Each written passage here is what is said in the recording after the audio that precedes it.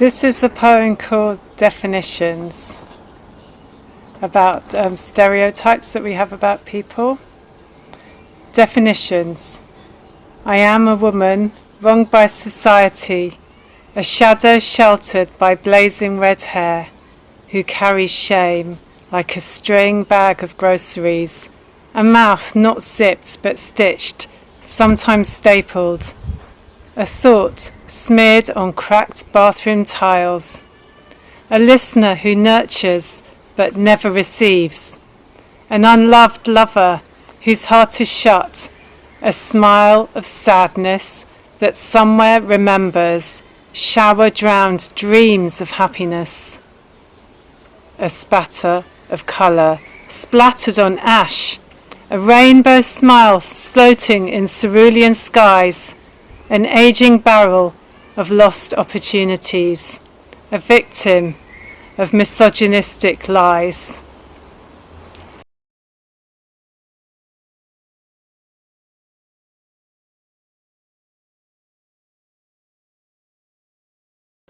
I am a multi-platform artist, so what that means is I use different media depending on the project I'm exploring. So when you ask me, have I always wanted to write, or what's my first interest in writing, I didn't necessarily find that relevant to the way I work. So to answer that question, I started writing when I was quite small. I used to love writing really long stories for English homework, and I did do a degree in English literature, but I didn't really see myself as a writer, and I in fact went into publishing in a marketing role, working with children's books. So I didn't really start writing until I had my daughter, which caused me to lose my job in publishing as a single parent who has trouble. And that's when I actually started to write. I did an MA in creative writing because I quite like the idea of the courses offered at University of East Anglia, but I actually went to Goldsmiths. So that's when I started writing. It was something I kind of fancied the idea of before that. I'd done a writing course once, and a few weeks into the course I wrote a short story, and it was shortlisted in a London competition, and yeah, it did really well. So yeah, I kind of liked it, and that was it. I didn't feel like a compelling need to write. But when I did do the MA, then I became quite interested in the novel. So that's what I'm doing at the moment, working on a novel. But anyway, I completed that, and I got into a very abusive relationship and stopped writing for a really long time until I came to Cardiff a few years ago, and that's when I began to write again. So it's a very strange answer to your question. And yeah, I've been writing, so I guess since 2017, which is when I moved to Cardiff.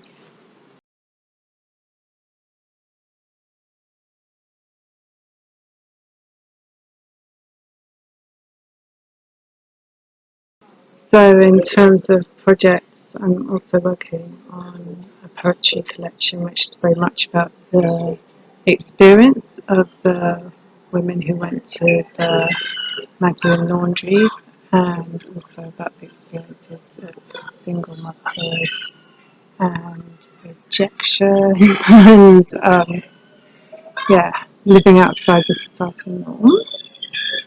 And other projects include some photography. I've actually been doing photography during lockdown, which was inspired by somebody being incredibly ill, actually, on a ventilator in hospital, and we're sending images of flowers to this person's wife, who's a really good friend of mine. And that got me interested in revisiting the theme of floral photography, which I looked in the past as kind of antidote to the other work I was doing about being excluded from society and being ignored, because some of those images are very stark and very depressing, so, and also very grey and blue and brown. So I found myself taking a lot of like very, very colourful macro images to kind of almost like medicine against, if you like visual medicine, to try and make the kind of pain of that less. So that's what I've been doing. But as I said, my main focus is, at the moment is turning this thing about the Magdalene laundries into something much bigger, about loss and some form of restitution, because all my work is about restitution, because it's giving a voice to people who haven't had one, primarily women. So that's a big thing about how to get a voice to these people in a way that people relate to. So it might be something quite fun, because for me the important thing is that the stories listened to, and sometimes we need the right environment in which to listen to stories, and sometimes if stories are really ugly and painful, then we don't listen to them anymore. So it's like trying to get that balance, so it's something very memorable, but at the same time it gets the point across. And as I said, I think something quite fun maybe in a way, because my other work that I have done, for example, I did a series of paintings called Fetus Flowers about the babies that had been given up. They're actually quite fun paintings, because when you have a baby you actually celebrate. So I wanted to give back to those women a feeling of joy about giving birth that had been taken away from them, as opposed to just feeling very, very sad about it. So yeah, so that's what I'm currently working on at the moment. This is a very short poem about the word mother. The mother, not mum or mammy, ma or mama, just the mother. Not a mother, a carer, a nurturer, a sacrificer, a beaten the shit out of rag, a betrayed, a lied about, a passive, unpaid house slave mother.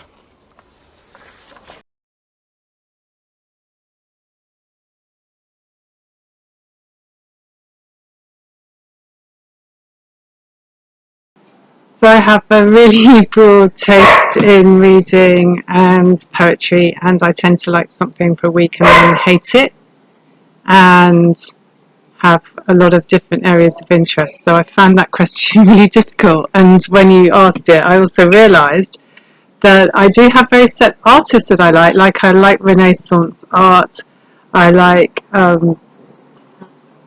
16th century art, particularly like altarpieces, particularly if they're Italian. I'm very clear on kind of what I like. There are certain artists I really adore, like Tracy Emin, Christian Boltanski, Gilbert St. George. And there is, yeah, so I'm very, very clear in art what I do and don't like in a way. And maybe that's because I can actually see the art and the pictures are there, whereas with writing I create my own images in my head, and with writing I like pretty much everything.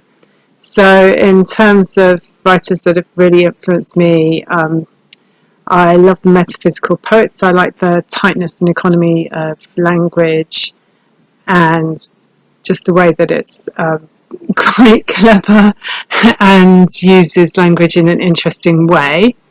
In terms of novels, I like stuff that's really passionate, and by that I mean like a passion in the writer. And I think if I had to say novelists I really love, I really, really love Shadow of the Wind, which is written by Carlos Ruiz Zafón, and all the books in that series. I just love the Cemetery of Forgotten Books, the series of urgency, the way it's set kind of at during the Spanish Civil War, but it could also be timeless because of references in it. I like the fact that you've got a lot of Barcelona in the books, but at the same time there's fantasy, like as I said, this city of forgotten books, which is this like underground wonderful library where everything stays.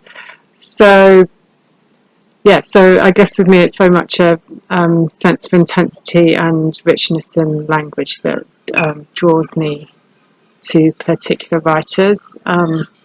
I read everything, so I can read stuff from biographies, how-to books, I read a lot of trashy, what I call trashy novels, particularly when I feel bored or sad. So they're the kind of things that you'd pick up in Smith and read kind of overnight and then just give to someone. So yeah, I think I like those books because things always end well for the so-called heroine. There's a lot of shopping and labels and things that I might have if I lived a completely different life to the one that I have. And also there's always a really nice guy, so it's very contrary to my reality. And yeah, so I like kind of all sorts of things. In terms of poets that really stood out to me, I really like Claire Williamson, I think particularly because she talks to us about her teenage angst and some quite traumatic things that had happened to her when she was, I think she was around 13 years old. I also like poets who are like very honest. So I really liked Susie Wilde's stuff about romance and love and disappointment. A few months ago, before lockdown, there was an exhibition in Cardiff made, and it was about dancing and about how dancing can get you in touch with your inner self, particularly in societies where you cannot express that openly in public. A lot of the work had been done in Egypt. And part of this involves participating in a workshop where you assumed like an animal self. And this poem is about my animal, and it's called Animal Instincts. The woman on my left has fish scales, floats, delicate fins, a glittering jewel-encrusted mermaid, spreading joy and life through the ocean. The woman on my right is a lily pink butterfly with long undulating hair, unfurling delicate lilac wings weightlessly floating on winds, illuminating the inky night sky. But I am none of those things. My animal is not about freedom. It is about protection and revenge. I have giant scaly claws to rip the flesh from the ribcage of any man who attacks me, and giant eagle feather Gabriel wings, a lynx's body to jump to safety. I also fly in the night sky to set fire to the buildings that have trapped me. Watch the society with its double standard smoke that has made me into an animal, not a woman.